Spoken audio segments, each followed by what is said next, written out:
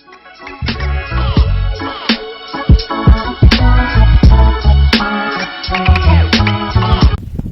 afternoon, my name is Wes Ahana Pearson, recording for Black Asian Magazine. I'm in the Philippines. If you can look around, there's a nice area over here. This is an area called Bulacan, Malolos. And I'm walking up to the house. I'm going to do an interview right now with Kareem Jackson. He's something of a celebrity here in the Philippines. He's going to come to the gate in a moment, and he's going to receive us. We're going to talk about a few things. Okay, doorbell is rung, and Kareem is coming outside to greet us.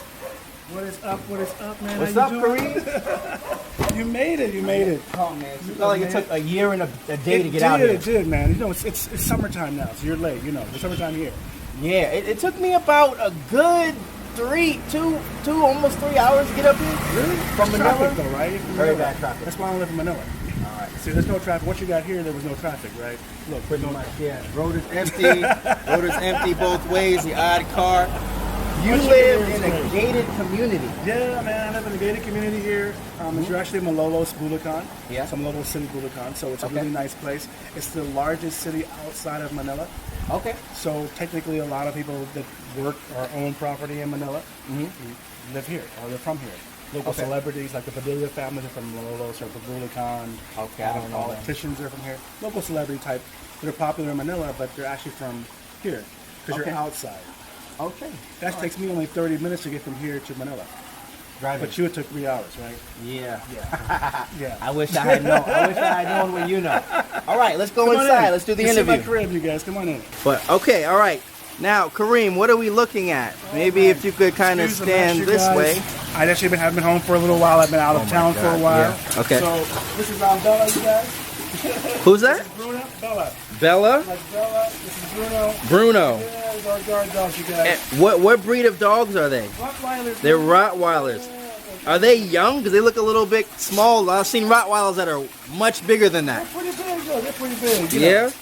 Yeah, but you know, they're not too big. Okay, you're a dog person. Yeah, I love dogs. I got another one in the house. Okay, all right. This is their whole area back here, little side area. My Mother Mary statue, you guys. Okay. All right. I kind of designed my home to resemble like a spa. Okay. Like a resort type spa, so I didn't want to go out to spas anymore. So if I want to get a massage outside, I can. And you have enough space here to do that, definitely. Philippines has home service.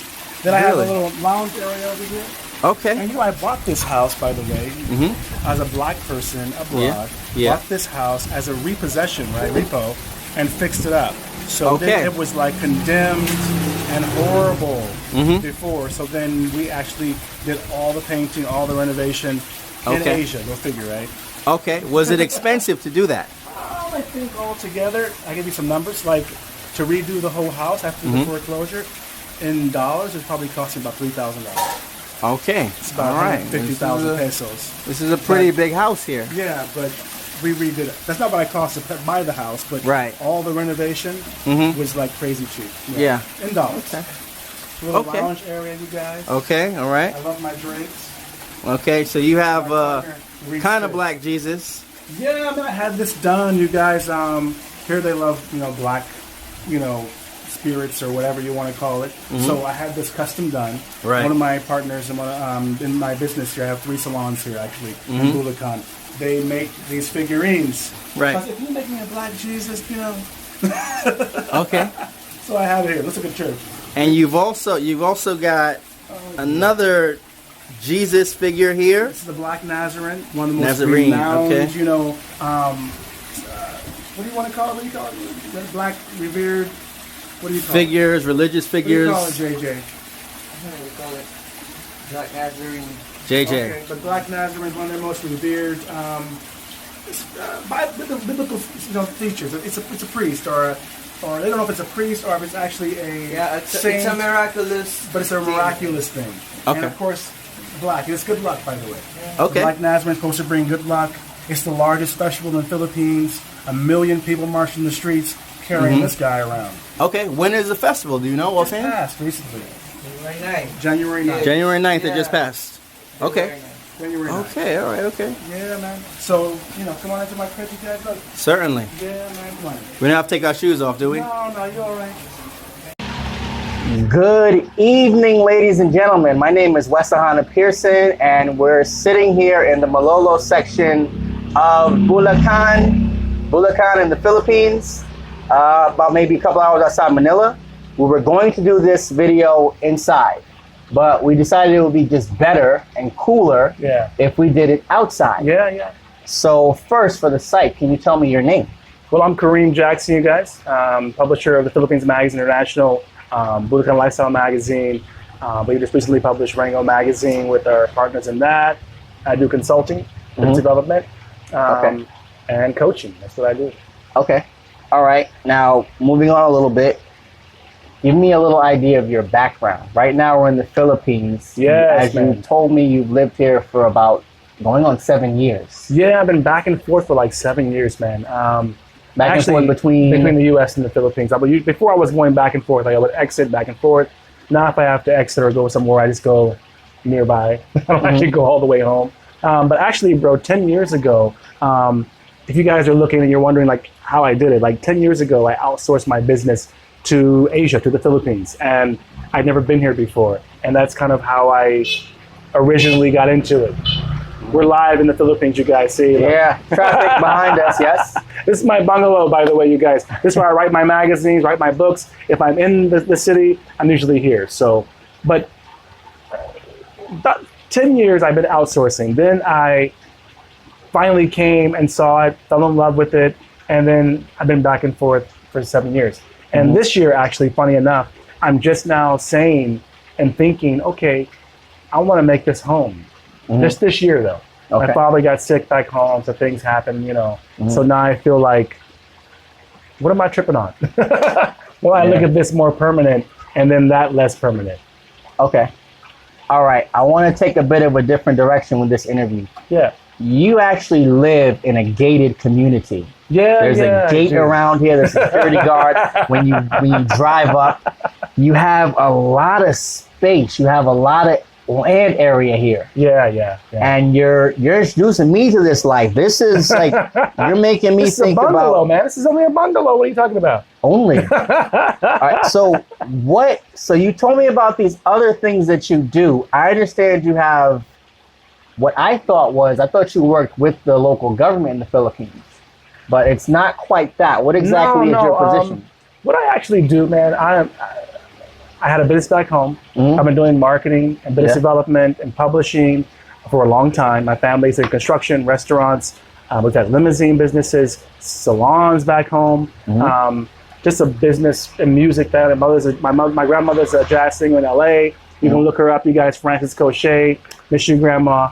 But mainly I do consulting and marketing. And originally what happened is that I was invited here by President Aquino, the Philippine president before Duterte, which we have now, and he asked me and other publishers, marketers, to help them market and rebrand the Philippines. This is 10 years ago, right? So at that time, I was shocked. But at that time, they had a really bad reputation, corruption, tourism. They were killing media. It was a really bad time. They were killing journalists. They were killing journalists, like mass murder journalists. And I was surprised that a president of a country would ask me, a media guy from America, a black media guy, by the way, you know, to help out with their marketing.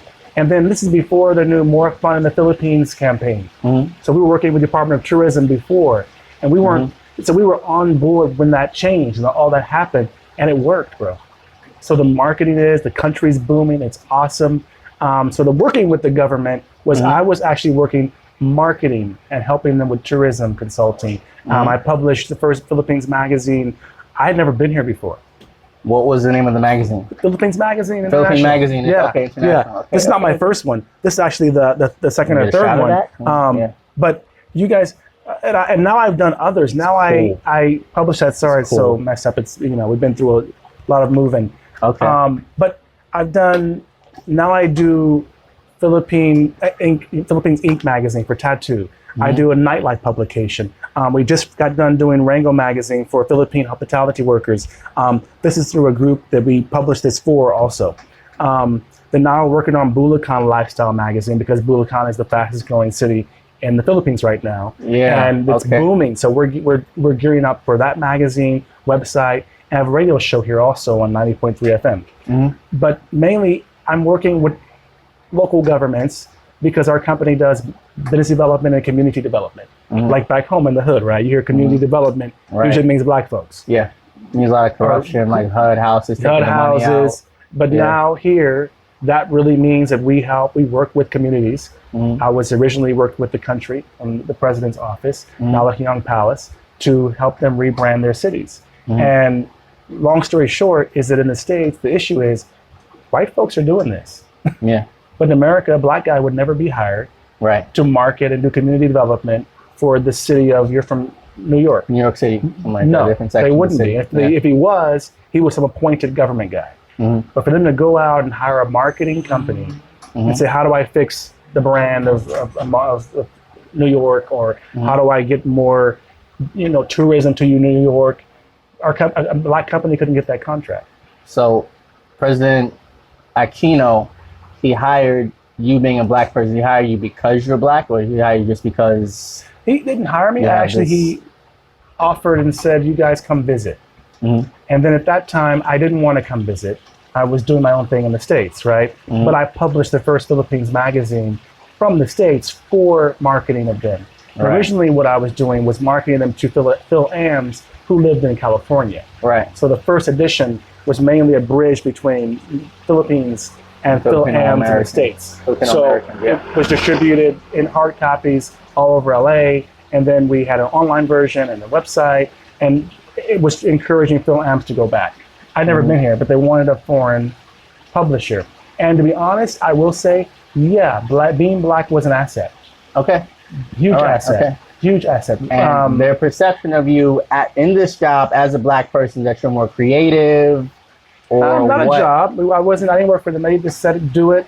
And then what happened was, I saw the value. Mm-hmm. So my company said, okay, we'll do it. We'll self-publish. We won't charge you anything. Mm-hmm. We'll just do it. And then just allow us to have the endorsement from the Philippine Department of Tourism, and allow us to have the, association. And then we'll go out and publish a free magazine, in print, online, digital, for the Philippines. And then we'll get our own sponsors. We'll raise our own capital. And then we were in LA. Mm-hmm. So we knew a lot of Filipino business owners, lawyers. There's a Filipino Chamber of Commerce in California, things like that. So, but I was only a publisher, you feel me? Mm-hmm. I wasn't Filipino. I'd never been to the Philippines at that time, but I could do it. Okay. And at that time, I had not met any of them. Mm-hmm. I opened an office in the Philippines, in the Botas, right? So you were in America, but you opened an office here. Yeah, brother. How hard was that? Especially, oh my God, did you go through the procedure in English or in Tagalog? Or did you have an intermediary? Everything was in English, so you could do it yourself, kind of. Man, Let me tell you this. For your viewers who are listening, man, I'm going to tell you this. If anyone tells you that outsourcing is hard, they are so full of it, you have no idea. The secret to, now I live a minimalist CEO life. If you look for me, that's really what I go by, a minimalist CEO. Mm-hmm. How I look at it is, I first started outsourcing my company through call centers. My business was in Kansas City, Missouri. I had a 10,000 square foot loft space in downtown, the Firestone building, about 100 people working for me. So that was hellacious stress, right? Mm-hmm. And that wasn't, I was small time. That was stress. Just all the workers, but that's your dream in America, right? You want a big car, you want a big house, you want employees, you want to wear a suit and tie every day. Until you actually get to be in that then when you get it, and I'm gonna tell you another thing too, bro. Yeah. I see all these folks talking about, oh man, my life was terrible, my family was bad, I fixed myself, I went from the bootstraps. Mm-hmm. My family was awesome. I have a great dad, I got a great mom. Mm-hmm. I was valedictorian in high school. Yeah. I joined the Air Force out of high school. Yeah. I was only in for 2 years, but I joined for the acceptance. And I didn't have that life. Mm-hmm. My life was like this, bro. Okay. I was cool. Like you like your educated brother, you were cool. There was no issue. But I saw all the other brothers with issues. Yeah, and that's what we talked about a moment ago. If you are the kind of black man who can navigate his way through the system, you know how to speak, you have the education, you can live a life where you see racism, but it doesn't afflict you. But then what happens is your best friend, your cousin, your homie, your father. My father was put in jail about a year ago at 70 years old, bro. Pulled over with a drunk white boy that he picked up. My dad drives Uber part-time. He's a bored, successful old black guy, single. And the drunk white boy, the police took home. They took my father to jail on a Friday night. This is a 70-year-old black man in a nice car. Okay, he got a four-door for a littering ticket on one of our family properties that we rent out. There was about 30 properties we had in the States years ago. So he got like a ticket for maybe they didn't cut the grass, right? So the police gave a ticket. He's 70. He didn't know. So he went to jail for the weekend for that. But the drunk white boy that he's taking home got a ride home. I'm just saying, I've been abroad already. I'm just saying that's examples of why I'm like, dude. And this is in Los Angeles. No, this is in Kansas City, Missouri, actually. City. He's in Kansas City, Missouri. You know, it wouldn't probably happen in LA. They're a little more diverse. But it's a reality still. You know, this just happened a little over a year ago, maybe. So my point about what you were saying about working here is that I decided to do the Philippines magazine on my own and self-publish it, and I own it. That was years ago now, right? Because I saw the value in the country I saw was growing, and just like black folks, they're discriminated against. They were the underdogs. That people always thought they were all corrupt. They were all rude. No one knew how hospitable the Filipino people were, or even Asia in general. Asia in general had a really bad stigma for centuries, right? For tourism coming out here, especially within black folks. So to answer your question, he knew I was black, and he knew that we would understand. He didn't articulate it like that. And later, years later, talking to other politicians and other media people that I work with, one of them told me directly one day, when we met for a meeting, they call me Jackson, not Kareem, right? So we had a meeting. I went to this executive over the network that I was having my radio show. And he said, he sat down, he popped out a cigarette in his office, which is not allowed. He pulled out his bottle of Jack. He said, "Oh, I'm so glad you're black." I swear to God. I swear to God. That was the opening line. What did he say after that? So then he went right into Kobe Bryant and basketball, and meaning he could relate. Yeah, he knew quite a bit about Black American culture, lifestyle, and stuff like that. He knows that we know how to overcome. He knows that we're top. You know, only in America, you guys, if they see us as niggas or hood rats or low lives or anything. In the Philippines, for example, everybody barbecues chicken outside their house. Everybody likes watermelon. Everybody likes fried chicken. We're the quiet people. In the Philippines. When they have their festivals and their little parties they have with the community, they're louder than blacks and Mexicans in America combined. We are not the hood. And they're having a good time because it's not ghetto. It's not the hood. They're having a festival. What are you talking about? It's normal out here. It's normal. So in America, when you act like there's a stigma attached to it. So he meant I can chill, I can enjoy myself, have a real business conversation with you. Blacks, we're comfortable, we're cool out here. I like Filipino food. I like Filipino liquor. I'm cool. A lot of other people that come here, they want to come to the Philippines and eat McDonald's. They want to live in Makati. They don't want to live in the Philippines, really. They want to live in the Americanized part. So Makati, can you explain just very briefly what kind of area is Makati? It's an upscale area. A lot of tourists, a lot of expats live there. It's wealthier, it's more expensive to live there. And when you say live in the Philippines, which areas are you talking about? What I mean is, one, Makati is not wealthier. It just looks wealthier. They're no different than Americans, paycheck to paycheck, credit card debt. They're that whole cosmopolitan area. The real rich Filipinos are not in Makati. Makati's new. You know, so when you see the wealth, it's not in Makati, but the money's there. So if you're a foreigner, typically what happens is I'm the only black media in the Philippines, for one. I'm the only black American with a radio FM show, with a magazine in the country. I'm the first radio FM show. It's called Live on the Set. We're the #1 show in Bulacan for R&B, hip hop, and talk. So mainly you do play hip hop, play music, we talk, you do interviews. And so I'm the first one. And the only. How do I find the? Can I find it online or yeah, online? I'll send you a link online. You can see it online. I'll put it in the description, all that. Okay. Yeah. So here, what happens is, if you can learn how to be with the real people, you can be very successful. Mm-hmm. If you can't and you need to earn dollars, right? So you're working for a call center or something like that, and you're living in Makati, or you're a high-paid professional because you're working for another company. I don't have a job. I'm an entrepreneur, right? Okay. Right? I'm media. So then Makati's nice because you were here because of work. Yeah. So you really didn't choose to be in the tropics. So you really are just here for work. So you want concrete, McDonald's, little Shakey's over here, Pizza Hut over here, Subway. You want to be comfortable. You feel at home and familiar with. I came here and I fell in love with the Filipino culture. And I found that living in which areas? Living like specifically where? When I first came, I'll give you a little history, a little background. When I first came, for the first magazine I was doing, the Philippines Magazine, I'd never been to the Philippines before. I was just a publisher. I was commissioned from here, the Philippines, but I didn't take money for it. I just took the endorsement. Like, just give me the endorsement, the credentials I need, and then I'll figure out how. I had sponsors already in the States.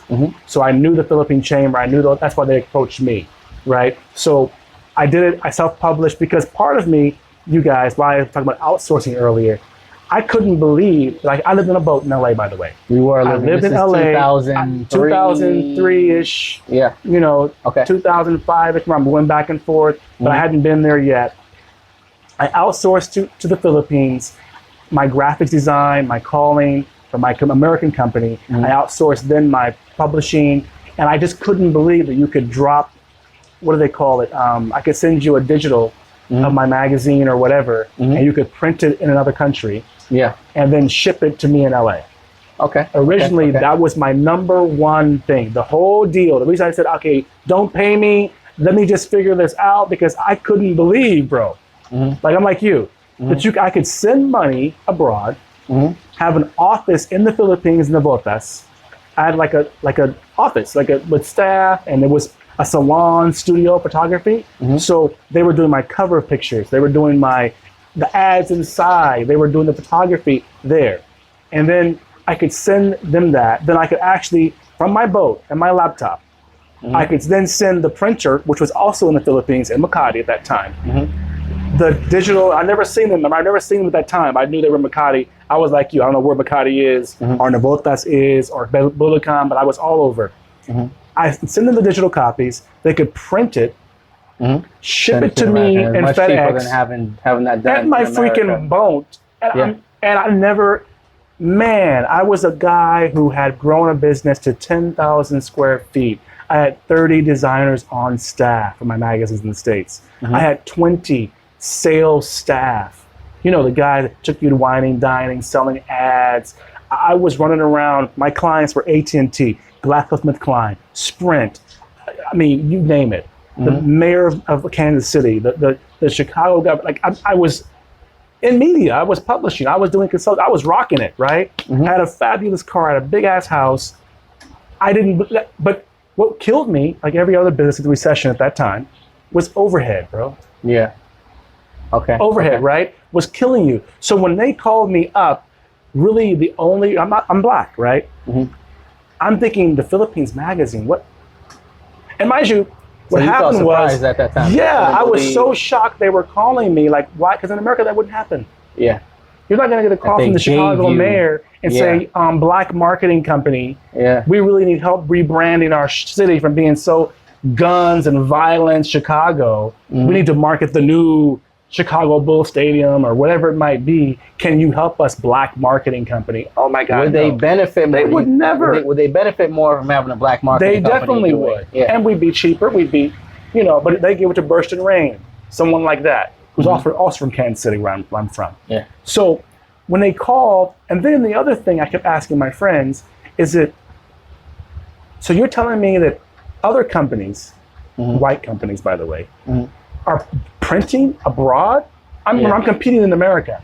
I'm paying dollars for printing. That's something that we spoke about briefly a moment ago earlier. It's just like you look at whites in Western countries and they're doing things that just like it takes blacks maybe 10 or 20 years to I'm catch behind up. 10, 20 And years. it seems like there's a lack of access. I don't know what's going on in these boardrooms and these meetings behind these closed doors. So you had a certain level of access to these things. Is that what gave you an edge? You mean for like your viewers, to tell them? Yeah. I think if I had any edge, I did grow up abroad. Okay. Right. My family is an international business family. I went to American International School in elementary. Okay. My family had a company at the time in Nigeria, and my family are the ones that worked with the generals in the government way back in the 80s, right? Late 90s, when they first started going from making car furniture to machines, manufacturing. Because you remember back in the day, way back, remember Levitt's furniture? All of you probably remember those guys. If you're old and you're listening, Levitt's, all those old, that furniture was from very vaguely. That furniture was made in Africa. Really? It was made in Indonesia. Remember, think back. It was made in Sri Lanka. You know, you had weird places back in the day. Right? I'm 47. I'm 47. I wasn't aware. But if you look at the tag, it was like, I'm made in Sri Lanka, made in. Yeah. Right? Yeah. And then at that time, what had happened was the Africans Nigeria specifically, had lifted tariffs or something like that, and now they were allowing them to export. Before they kept all their, because it was carvings, it was art, right? So then when they said, okay, we'll allow export now, but they brought in factories and they started doing what now China's doing. Right. So that's how I grew up international. So I always knew that. I lived in France, I lived in England, I lived, of course, in Africa. My family traveled. And this is all before you were in high school? Before high school, before high school, I was a kid all over. So how many countries have you been to up to now? Most countries that side of the world. This side, no. Western Africa. Europe, Africa, of course. Americas. Yeah, I went to school in Africa, so I went there, but I'd not been in Nigeria. American International School in Lagos. Lived in Ikeja, by the way. Lived in Victory Island also. But so I was open more than most people because I did realize that when I went back, now Black Americans are woke. They're wearing kente cloth and all this stuff. Man, I was 3 years old coming back, and they called me niggeria. Now they bullied me. You know, you didn't want to be a black dude from a saucy, bougie family. You know, you just came back from Ghana. They were like, oh, what the hell?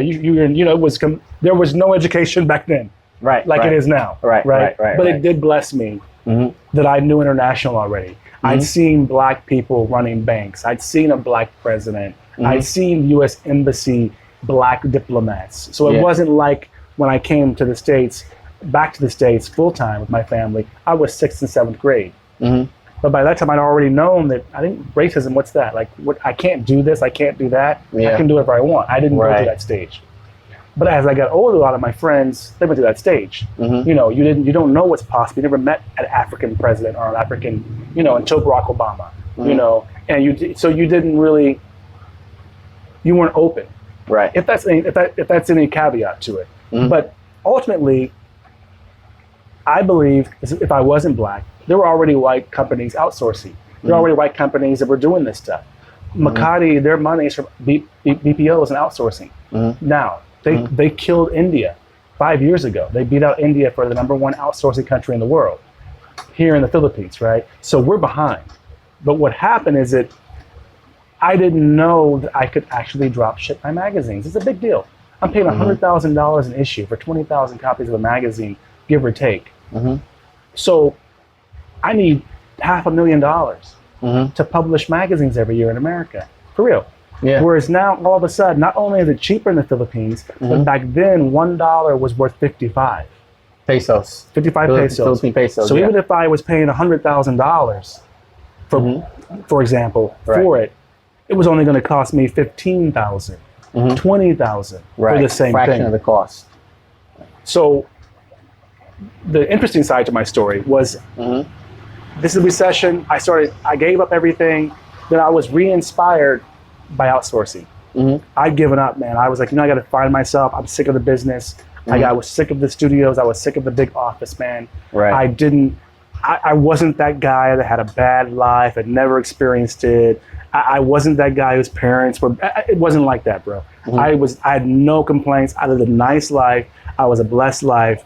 I think there's another niche of people out there, where we grew up with it. It's not new to us, but we realized maybe before everyone else does. Realize it can be better. Money is not happiness. Okay. Having that Mercedes isn't gonna make you happy. You know, having that big house, having that weave, all that stuff is not gonna make you happy. And after a while of having it, you realize. Most whites realize it before we do, right? Because they've already grew up with money. They're the ones traveling the world with backpacks, but they have a doctor's degree, they have a law degree, but they're running around Italy or France or Asia backpacking and crap. Whereas we don't catch on. So what I saw was I was burnt out living up to this standard. Keeping up I was like, with the Joneses. I'm like, I have 100 employees, I have a 10,000 foot place. I've made more money this year than in my entire life, but after all the net and expenses, I'm broke. And I'm struggling and I'm pushing, thinking, what? But I got an $800 a month, Chevy Tahoe outside. Then I got to have a freaking 2-door, roaster in case, I got to show off to a client and zip to LA or San Diego or downtown. Then you need to have the house, furnished. The American lifestyle, right? You got to have all this stuff. Not my lifestyle. That's success in America. That's success. If you're successful. Exactly. Yes. Right. So outsourcing, can you continue with that? Well, what I learned is that one, I could outsource. I didn't need an American printing company. I didn't need an American designers. And mind you, there's 250,000 companies that outsource to the Philippines now. Right so now, we're way 20, behind. 2020. Yeah, we're way behind. There's a quarter million. All of Makati is funded from outsourcing. Okay. BPO companies, call centers, right? Right. So when I did that, it changed my whole life, bro. I was living on a boat with a laptop. I knew it was possible because I knew white boys that were doing it. You always know a white dude that's like, oh yeah, I sell pharmaceuticals, and I work on a laptop. I travel all over as a salesperson. They're living it. But you think, well, how do I do that with my company? And I had a whole company, right? But eventually, long story short, I bumped up my website. At that time, e-commerce was new to have your websites. I paid a bunch for that. I outsourced my entire company. At that time, was 90% of my company. I outsourced. Okay. Completely dumped it, and that changed my whole life. That's what it is. And now I do that for other people. Okay. Now my minimalist CEO and my sites are promoting that for other entrepreneurs that are not broke or stressed out or need to grow, but they have something already, and they want to, live better, live free, like you and me are doing. Okay. All right. Next thing, something that you said a moment ago really stuck out in my mind when you said that a lot of people here are more successful when they go into the Filipino culture and live where Filipinos live instead of these kind of pretentious these beautiful showcase areas. And so from what I've seen, like I was in Makati a moment ago, which I felt Manhattan of the Philippines, New York City, baby. I felt comfortable there. It's beautiful. I was also in another area called Cubao. Okay. And when I was in Cubao, I was like, I better break north before the lights go out, man. It's not going to be a pretty situation because dudes are sizing me up here. And they size you up for a girlfriend. That's probably, but it wasn't about your wallet. I mean, I guess it is about your wallet, but it was more about, really? Are you single, not single? Oh, really? Yeah. But safety in the Philippines. Well, how do you feel living here, also being a black person? Because a lot of times for brothers walking around in Asian cities, there's a high degree of respect for our physical prowess or something like that. Do you feel, how would you rate the level of safety here in Manila and the Philippines in general? Well, you know what, bro? I'm going to say this to you. I'm going to say it real clear so you understand. Right. The safest place for a black American is in Asia. Really? Hands down. Hands down. Safest place. Okay. First of all, when you say safe, there's no crime. There is no crime here. Yeah. I live in a gated community because I'm a local popular person. Yeah. And I'm not worried about the safety. I'm worried about panhandlers or people asking or whatever like that, or I want you to be quiet. Sorry, you guys, my canines are getting to go crazy over here. Dogs are barking. We're really in the Philippines, you guys. But safety-wise, back to that is that, what crime, bro? But are the police going to pull you over and do anything to you? No. Right. Is there any police driving down my street? Have you seen one police car? No. There's been nothing. There's cars, Right. motorbikes, no Have police you heard cars. one siren? No, zero. No. Have you heard anything? None of that. I got canines though, you guys. You hear the canines. Safest place in the world. And you were saying like okay, it's a difference between living under a condition where there is crime, Yes. as opposed to living in an environment where there's just the odd incident, and it probably is not going to affect you. Well, it's two ways, man. I mean, here there's no real crime, for one. People are not breaking into your homes. No one's carjacking you. That's not happening. There is crime, don't get me wrong. There's crime everywhere in the world. Right. But in the day, it's not a crime issue. And being black, American here, I'm not worried about the police pulling me over. I'm not worried about being harassed. I'm not worried about being discriminated against. I'm not worried about getting in a fight at the club. I'm not worried about any of that. And I'm not worried about that for my friends, my family, or anything.